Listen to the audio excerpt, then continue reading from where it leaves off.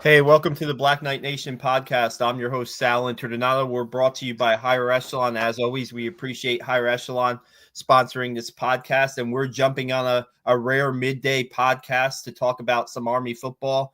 We're going to talk about some of the latest news. We're going to talk about the college football playoff rankings, and we have Seth Mendelson from Black Knight Nation here with us. We have Brendan in Jersey, as always, here with us, and we have Steve Anderson, our co-host, here with us too. So we just wanted to get us together and just chat. Guys, if you're watching right now, you have any questions for us about anything Army football, please send them our way. We'll post them. We'll answer them. This is kind of also like a Q&A type of thing too. We'll want to get the viewers involved. Hey, we reached 1,000 subscribers on YouTube.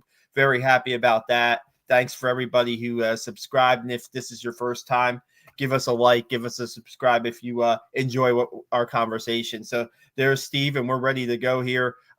We want to start with Steve first. Just get your impressions about where the team is. They're 9-0 right now. They have a bye week before a huge game against Notre Dame, probably one of the biggest non-service academy games for Army football in a very, very, very long time. Steve, maybe just give us your impressions and your thoughts on where the team is right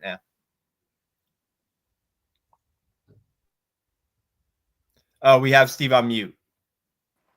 Yeah, sorry about that. Yeah, big win over North Texas again. Love watching the defense play. I'll stick to it that we even did have a couple turnovers in that game, but if we don't turn the ball over, control the clock, run the ball, and play the defense that we've been playing, there's no doubt that we can beat Notre Dame. I think Notre Dame's gonna underestimate Army's capabilities a bit just because of how they handled Navy and the similar player makeup, similar style of offense, defense, mentality. So I really do think we're setting ourselves up for success, with the bye week. And the team's healthy. Getting Daly back is huge, as you know. And our defense is just playing lights out, and we just got to continue to, alignment, assignment, football on defense, and we're going to be in good shape against Notre Dame. I've got a couple scouts down at Notre Dame, getting their master's degrees, and that is way more Army football than Notre Dame Fighting Irish, and they think the same thing as far as Notre Dame not taking this game as an easy win, but there's definitely not a sense of urgency to be perfect throughout the week. So I think there's a good chance, and I really do like where the team's at mentally, physically, in their preparation too. Yeah, Notre Dame has Virginia this week, so they still have a game to play before Army. Army has the bye week to get healthy and prep for Notre Dame. Got to ask you this question, Steve. This defense, right, is putting their number one in points allowed, right? They're top 5, I think, in yards allowed. Some people I think that this could be one of their best defenses. And I have to ask you this. How does it compare to your 2010 defense that went to the bowl game? Give me your honest opinion, Steve. They're good. I think the schedules are way different. I think they have much better depth than we had that year. We were one of the teams that I believed our better roster was the 2009 team with Ali and Vic Ugini and Brad Marin and some of those seniors that really supplemented our heavy junior class that year. But our senior year, we had some sophomores and juniors that did the same. But talent-wise, I think we were better junior year. But, dude, the bottom line is they've got depth, and these guys, there's not a single play where these guys aren't 100%. And that's what I think is the most, at least visually pleasing to watch these guys is there's no loafs, right? You don't see guys jogging around after the ball. I mean, everybody's flying around. Everybody's fresh every down. They've got They've got players making plays at every single level, which makes them dangerous. When you can get to the quarterback, stop the run with good fits with your linebackers, and then defensive backs are making plays all over the field.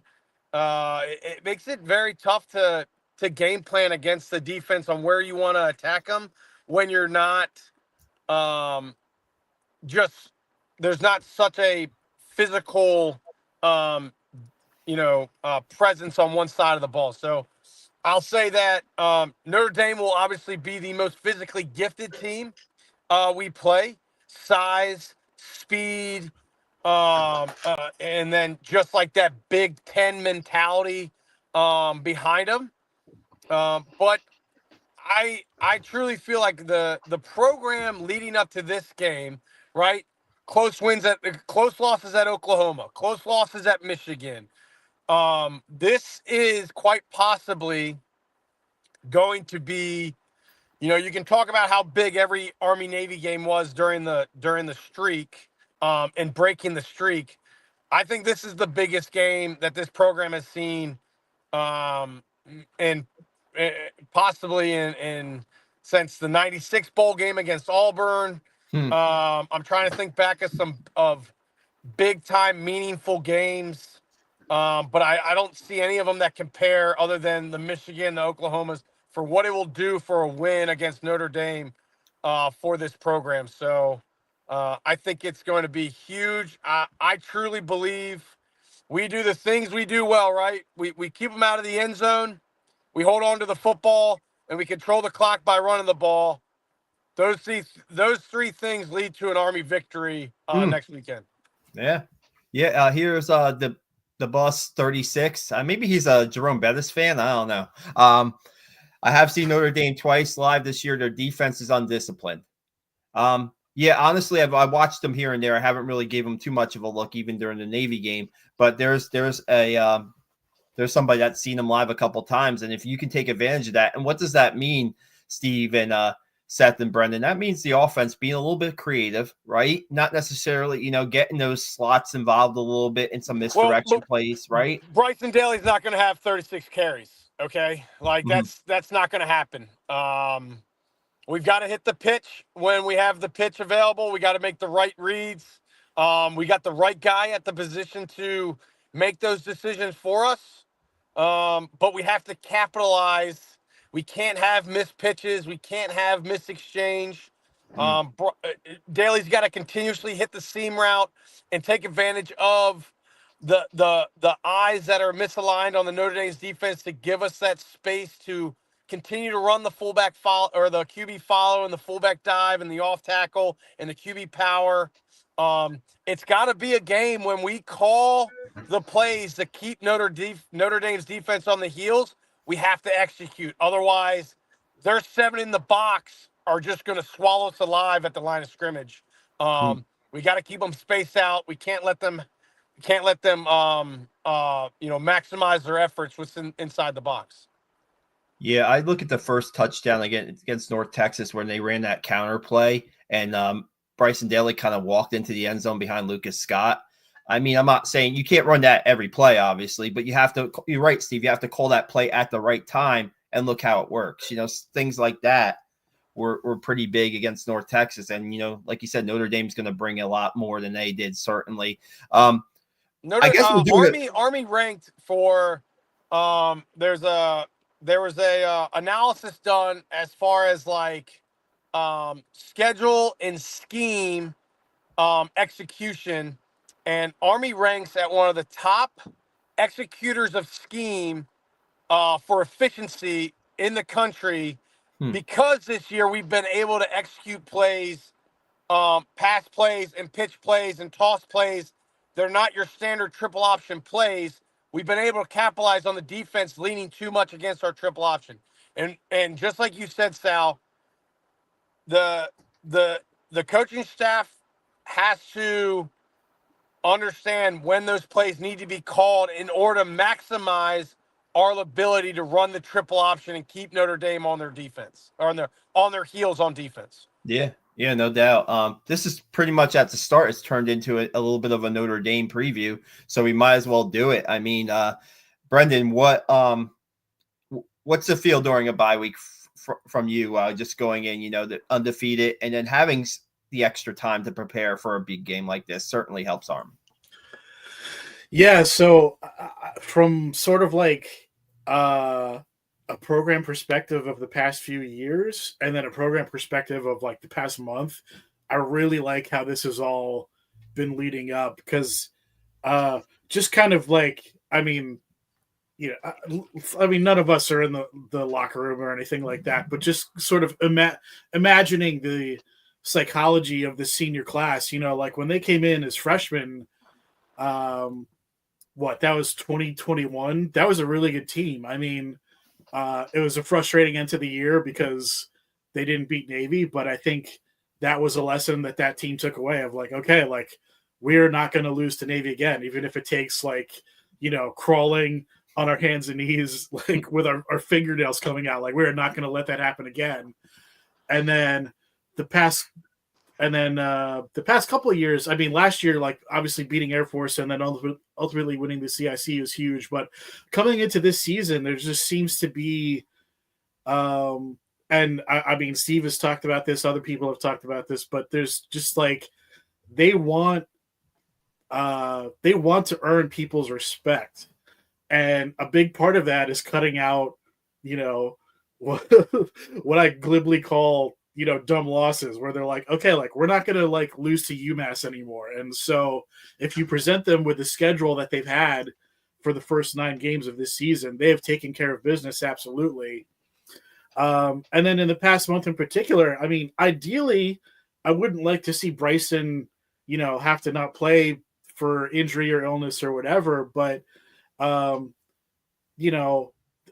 hadn't really faced any real adversity so far. So having to play that Air Force game with a backup QB and the team having to rally around that, I think was really good for the psyche of the players of saying like, okay, like we can actually, like, it was like Air Force didn't really necessarily pose a challenge in terms of like punching them in the face or whatever, but just sort of like having a challenge to deal with as a team. I really like how they responded to that. And then last week was like a great dress rehearsal for how you want to play Notre Dame with the long drives. And obviously they were able to beat North Texas, who's a reasonably quality team. I mean, certainly like a top offense in college football.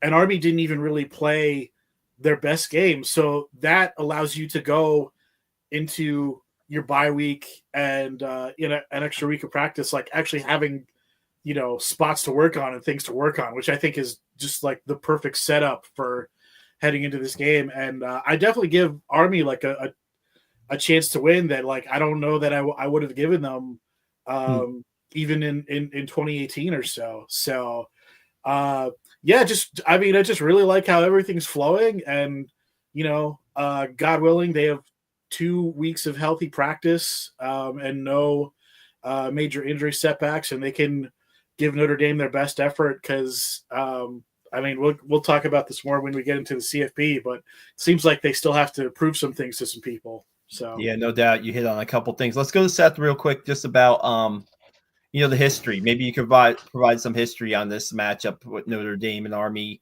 I know it hasn't really gotten Army's favor the last couple times they've met, but there is some deep history in this rivalry. So there is. They used to play every year that after the war. Reasons that I won't go into, political reasons. Notre Dame. Army victory was 1958. Army 8-0-1 at Pittsburgh and ranked number 3 in the country. They beat Notre Dame 14-2 at Yankee Stadium. So that's pretty interesting. But since then, it's Notre Dame's way almost every time. Army got very close in '95 at the Meadowlands. They lost 28-7. Army tried a 2-point conversion. This was the year before came into effect. I forget the tight end's name. Lashinsky, is that it? Ron Lashinsky. Lashinsky. Yeah. He got stopped at the wall line by a guy pretty much half his size. It's tough back, and Army lost by 1 and get the onside kick into the game. Like Steve said, this and everybody has said this is the most important games at this point in the last 65 years. I like to say this: next 3 games, even to Notre Dame, beating UTSA to the championship is extremely important. Championship game, if we get, we should, is going to be extremely important. He's always important, and then you have the bowl game. So Army's finishing with 5 games, and North Texas was one of them. So 6 games that were very important. I was at the I had the pleasure of sitting in the press box and the Navy Notre Dame game. And I got to tell you something. Navy, I think they ran for 223 yards, 320 yards of total offense. I think 310 yards of total offense. They fumbled the ball times, and they turned the ball times. I think there was a interception or 2 in there. 1 interception. So 5 fumbles, one interception. That's the difference in Navy making it a competitive game, not saying they're going to win and get out like they did. And to Steve's points, it's all about the overs here. It's all opening up the offense, so we're not doing the same thing every time, because they're fast up front defensively, and it's about our defense playing as well as it has. And they're sensational. In the national press, everybody's saying 14-3 against North. That was a really impressive defensive performance by the West Point defense. Very impressive. So, Army has a real chance, and we'll get into CFP in a second, I'm sure, but you got to run out to get in there. We're 14-point dogs on. I think that's a lot of points. Yeah. Hey, Seth, can you sign back in? Your feed's a little clunky there. Sign back in. We'll get you back in. Brian from New York saying Notre Dame might be without All-American defensive tackle Howard Cross. He's out this week with a high ankle sprain. Yeah, we'll see. We'll see what happens as far as that goes. Anything else we want to say about the matchup, the Notre Dame matchup? Steve, you have any other thoughts about it? I mean, I just think next week it's going to be interesting. I think, when's the last time you had a ranked Army team going against a team in the top 10 in the country? You have to probably go back to those Dawkins days. I'm guessing back to those Dawkins days. I would imagine so. It's been a while. So, I mean, this is huge. And this team, pretty much, if you listen to Coach Monk and you listen to the players, they really do take the one game at a time mantra. I mean, do your job, know your assignment type thing. So I don't think it's going to phase them to go to Yankee Stadium, and play this game. And we'll see. We'll see what happens. Steve, you got anything else to add about the game? Yeah, I mean, I think that's an interesting. It just makes me believe that's an interesting concept that they would be resting their All-American D tackle against Virginia to make sure he's ready against Army. Is makes me kind of happy that maybe they are showing the respect that Army deserves. And then just a quick transition to CFP is, look, the selection committee has already made it pretty clear that if you beat a team, you've shown that you're better than them, you're going to be ranked above them. So I'm not saying Army's going to jump to 8 when they beat Notre Dame, but the selection committee has already set a precedent that even though you might have a better resume, the head-to-head matchup means more in this college football playoff thing. Like, Ohio State's resume is better than Oregon's, but Oregon beat Ohio State by 1 point, so they're ahead of them in the college football playoffs. So there's no reason to think that come after Notre Dame, we beat them, we don't sneak into the top 12, or we're the outside looking in as a 13-14, and then we just need to win the AAC and take care of UTSA. I mean, that is, for me, based off of what the selection committee has already shown, that shows me that there's a real chance that, the win over Notre Dame does become the biggest, game in program history, like recent history, I should say. Yeah. I just, Sal, you don't think a win over Notre Dame gives us the edge, or you think it's we're too far out still?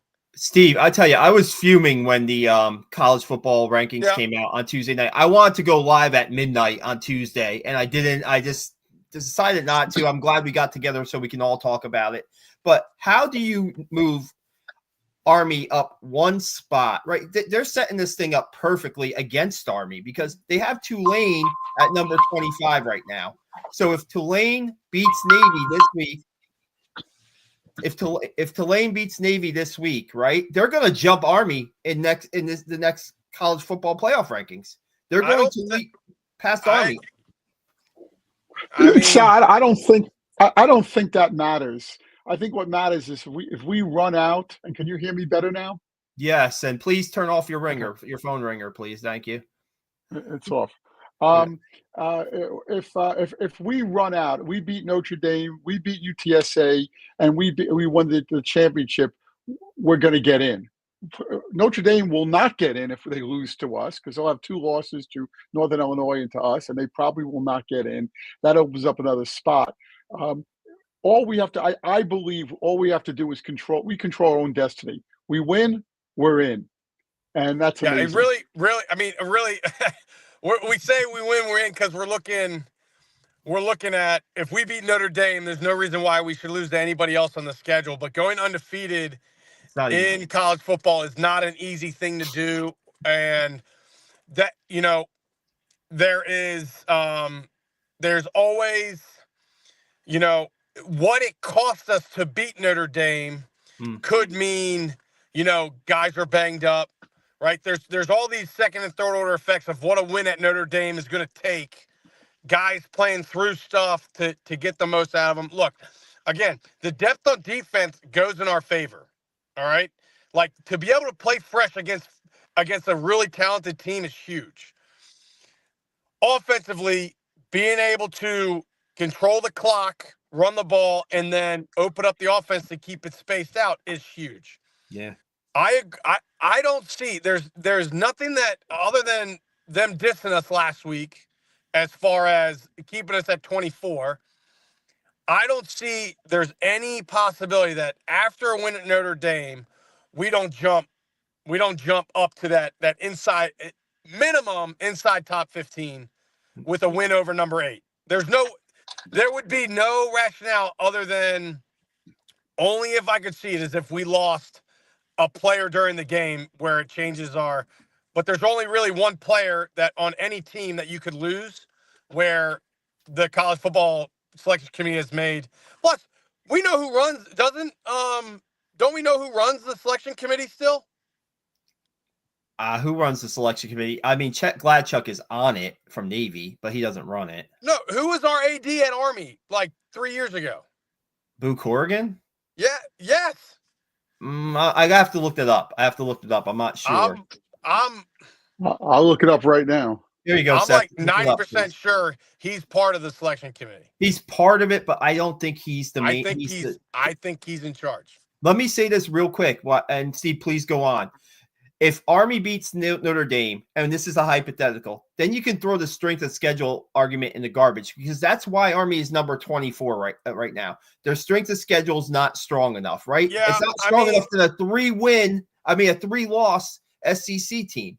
It's not the multiple 3-loss Power 4 teams. Yeah, I think there's also they're taking into consideration the strength of record, it's an algorithm, strength of schedule, strength of record. So like a 2-loss LSU team or a 3-loss LSU team or whatever, like teams that play in the SEC, they're already showing bias towards because their strength of schedule is so hard, right? A 2-loss in the SEC is still better than an undefeated Army team that plays in the AAC. And that's where the selection committee goes away from the AP, where it's not about resume. It's about literally how good we think you are on the football field. Yeah. And that's where it's frustrating as an Army fan because you can only play the teams that are on your schedule. There's nothing else you can do. Yeah. The other thing they have to look at is, look, Army's number 1 in rushing offense, time of possession, turnover battle, and scoring defense. Those are all historically throughout the history of football, all keys to being a football team that can win football games. So, call it what it's worth. You still have to perform against teams to get those stats. Yeah, no doubt. No matter who's in front of you. The, Real quick, the argument will be made. We have Caleb Fortner that was watching. Appreciate Caleb watching us, a star linebacker for Army. Thanks, Caleb. Nice. Wait, man, isn't it Dean's hour? What's he doing? Must be Dean's hour, Steve. The argument's going to be made by these other teams, these 2 and 3 loss teams from from whatever conference it is, that they play Alabama and Georgia and LSU and and Oregon and Ohio State and Michigan and Indiana. Right now, what I'm reading is that it really comes down to one spot, that spot that goes to the group of 5. And Yep. Right now, it seems to be the Army and Army, Boise State, with Washington State being considered. Those are the 3 teams. So, we're probably looking at that spot and that spot only. If Army runs out, and of course the Navy game won't count, which is interesting. Won't count towards the playoff, determine the playoff. The playoffs, the announcement comes out beforehand. But if we win the next 3 games, is that enough to get us into the top 12 teams? Besides, let's say Boise State runs out. Okay, they win the rest of the games. They win their league championship, which is probable. Okay, are we going to get? And we don't get that spot. They get it. So they decide they're a better team. They lost to Oregon by a few points. They decide that. Okay, are we good enough to get into that other position? Okay, and I don't know if we are, based on the fact of who they play, these other teams, and who we play, and the national media saying, wait a second, are we going to take a undefeated Army team over a Alabama team that lost twice?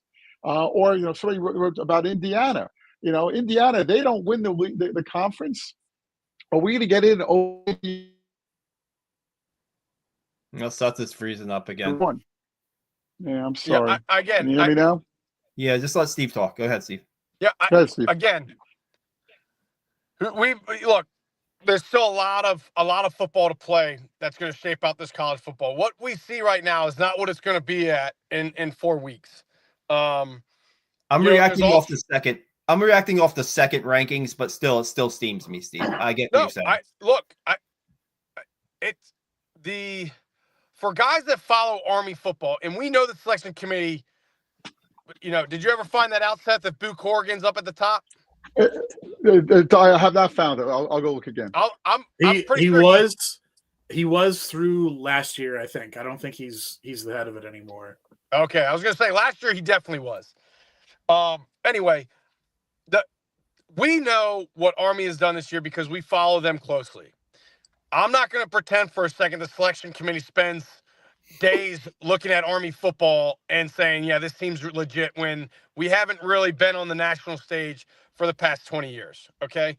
So there's going to have to be some, when the win over Notre Dame, they're going to start looking closer at Army. Right. And there's going to be some decisions. Look, the argument is there now, whether or not they think Washington State's schedule's tougher, or if Boise wins out. I think we have an opportunity to beat another top 25 team at the AAC. That'll give us another top 25 win before the college football playoff selection is determined. Whether that be Navy, if Navy wins out, I think we play Navy in the AAC.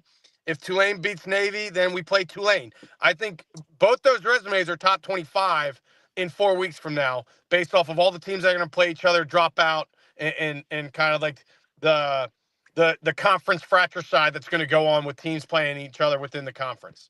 So once the Notre Dame dust has settled and there's a W there, the selection committee is going to be like, okay, we kind of have saved ourselves by not keeping Army up there. There's no stopping it now. It's just a matter of where we put them. And I think there's a little gameism into it where they're looking long-term as well, as far as how do we set this up to where it doesn't move a whole bunch week to week. So it kind of stays level. Yeah. At least that's how I feel like they've done it. Like they're protecting themselves by keeping Army at 24 right now. You jump Army up high, then they get beat by Notre Dame or whatever. Then they got to go back down. I think it's a little self-preservation to show that they think they're smarter than what they've seen week to week. Well, this committee, right, is chaired by Ward Manuel. He's the AD at Michigan. And on this committee is Chet Gladchuck, Navy AD. On this committee is Jim Grobe, who used to coach at Wake Forest and was an Air Force assistant coach, I believe, under Fisher DeBerry. So, I mean, there are, and you think that if you're Chet Gladchuck and you're representing Navy and you're representing the AAC, your conference, right? That you would actually, push a little bit. You push a little bit on Army and Tulane. I guess that's how Tulane gets in there.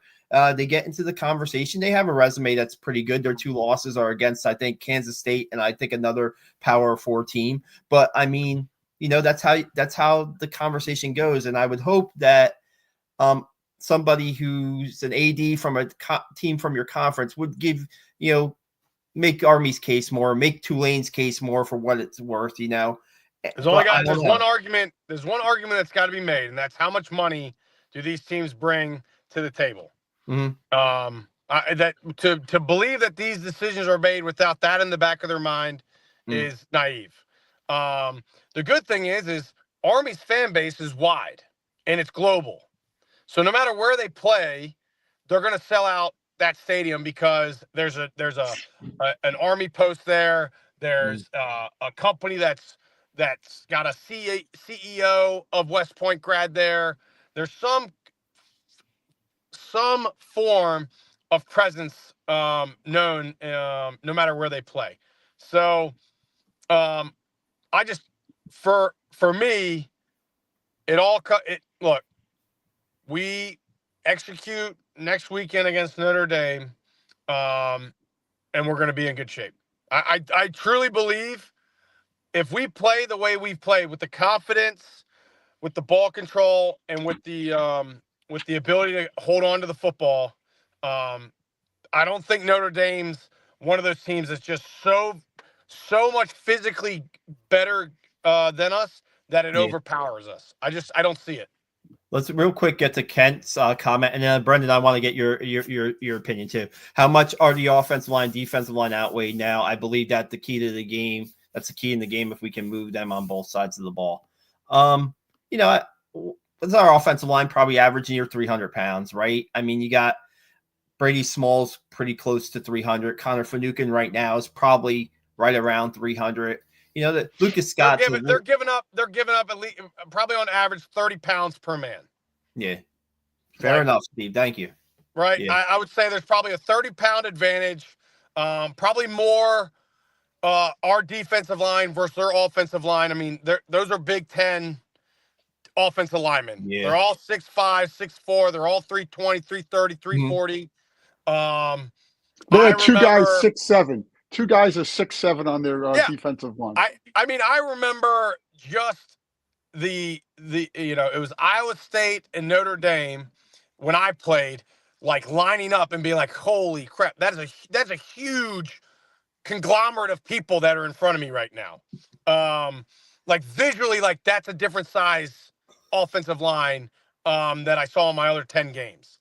Or I guess 11, including the bowl game. So definitely the disadvantage will be our D-line versus their O-line. But our O-line to their D-line is going to be a wash, man. I mean, we're big. They probably got a couple pluggers, but like that.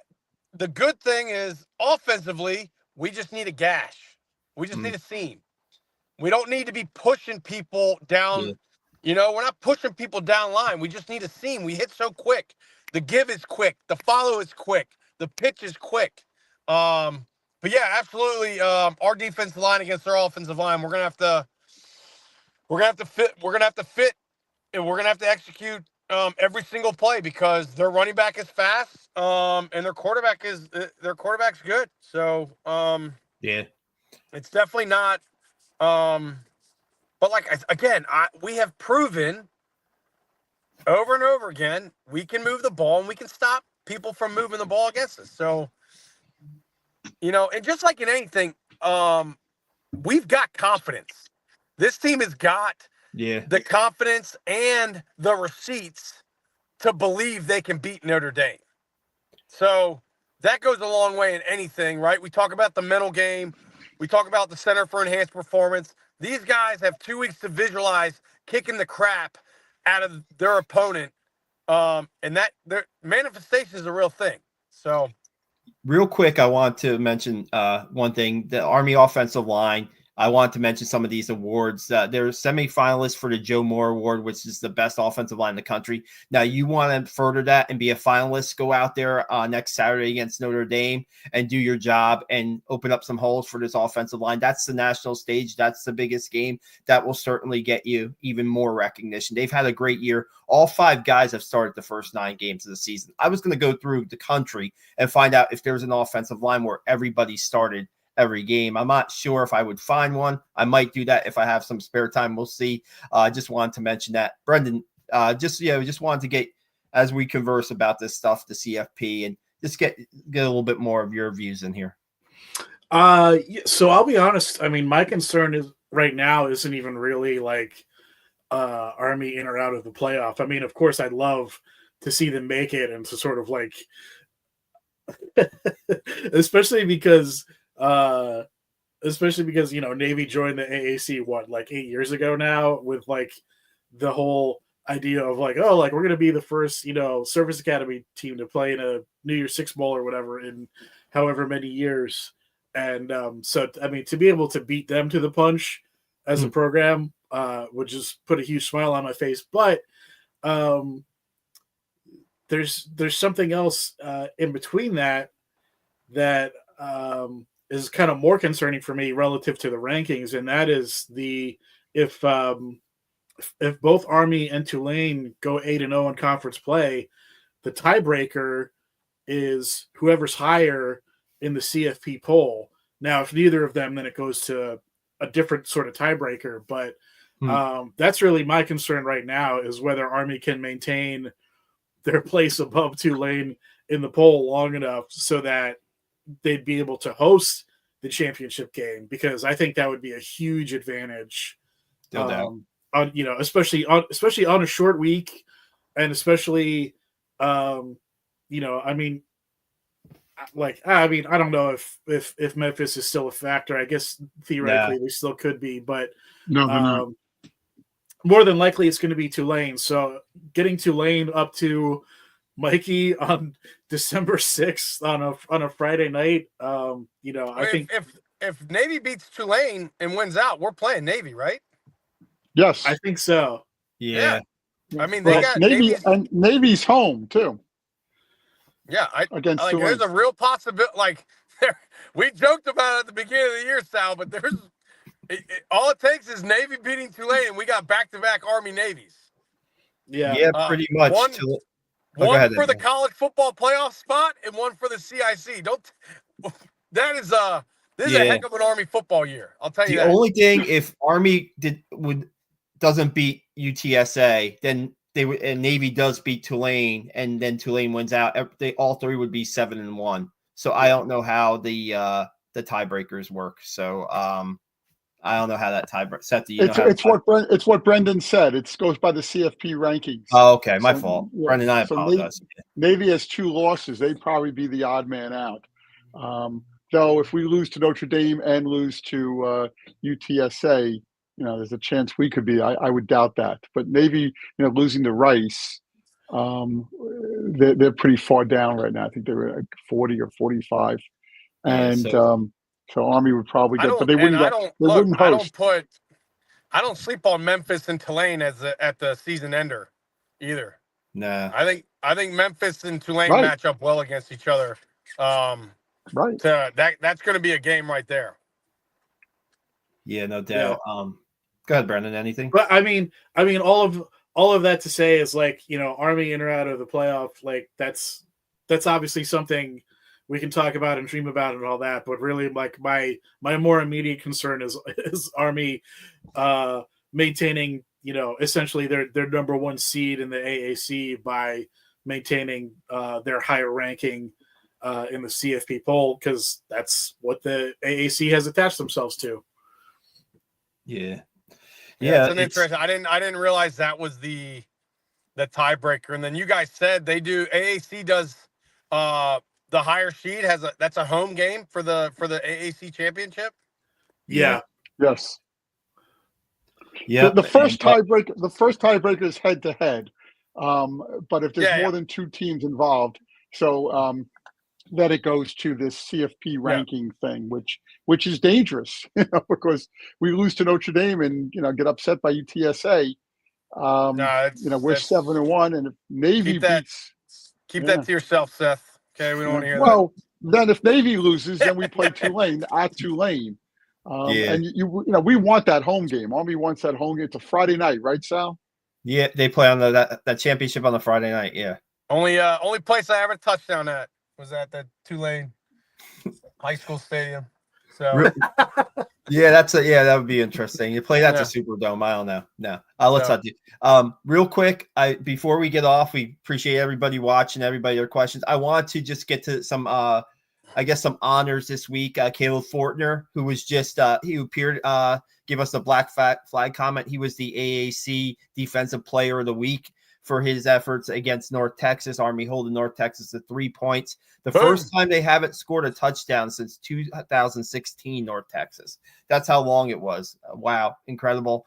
Caleb, the first defensive player for Army to earn a AAC Player of the Week award this year.